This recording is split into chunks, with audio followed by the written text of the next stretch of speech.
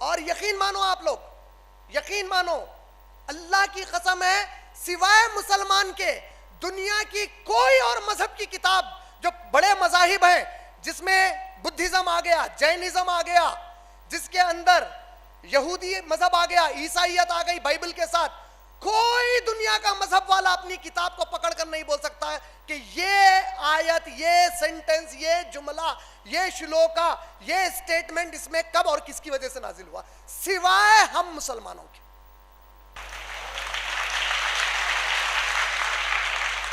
और ये वो महीना है जिसमें अल्लाह ने कुरान हमारे लिए नाजिल किया, शाहरु रमजान अल्लज़ी उन्ज़िला फ़ीहिल कुरान। ये हमारा ईमान है कि रमजान में कुरान हमने तुमको नाजिल करके दिया है।